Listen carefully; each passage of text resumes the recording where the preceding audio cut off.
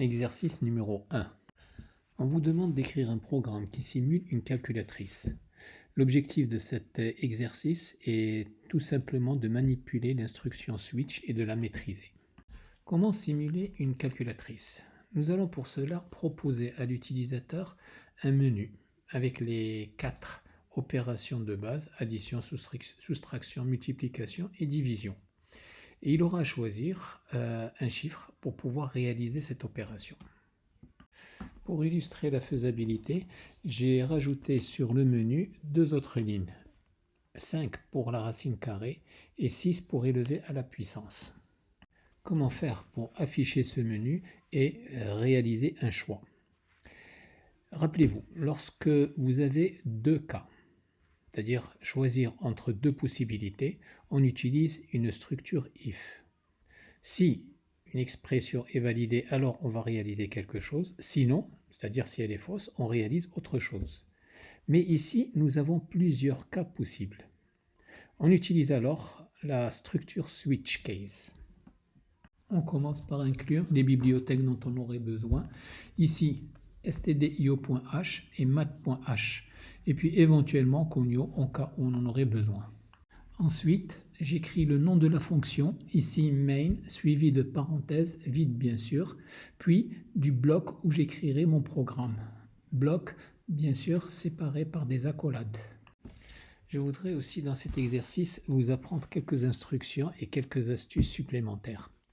Pour cela, nous allons allonger les écritures, c'est-à-dire que nous aurons un programme relativement long. Il ne pourra pas tenir dans un écran. Je vais tout simplement le découper par bloc. Premier bloc, c'est le bloc des entêtes qui déclare les bibliothèques dont nous aurons besoin. J'ai rajouté stdlib. Comme vous le verrez, nous aurons à utiliser quelques nouvelles instructions. Comme vous le voyez, nous n'avons pas besoin de plusieurs variables.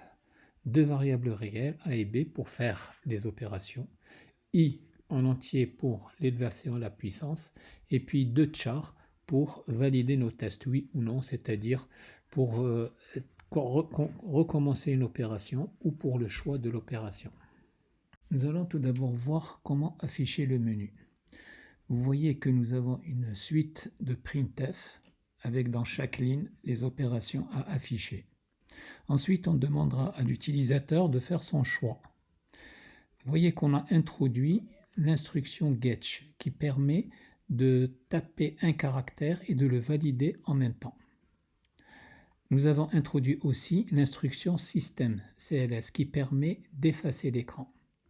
Donc toute cette série d'instructions seront introduites dans une structure do while. C'est-à-dire, tant que l'utilisateur n'aura pas saisi une valeur de la variable c comprise entre 48 et 54, c'est-à-dire entre 0 et 6, c'est les codes ASCII de ces caractères, le menu sera affiché. Maintenant, selon le choix de l'utilisateur, c'est-à-dire si l'utilisateur a tapé 1, on réalisera l'addition. S'il a tapé 2, la soustraction, et ainsi de suite. Ceci se traduit par la structure switch. Switch case 1, l'addition. Case 2, la soustraction, etc. Si l'utilisateur a choisi 1, nous aurons donc à traiter l'addition.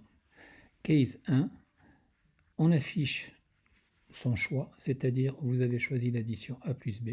On demande à l'utilisateur de saisir A, de saisir B, et on affiche le résultat.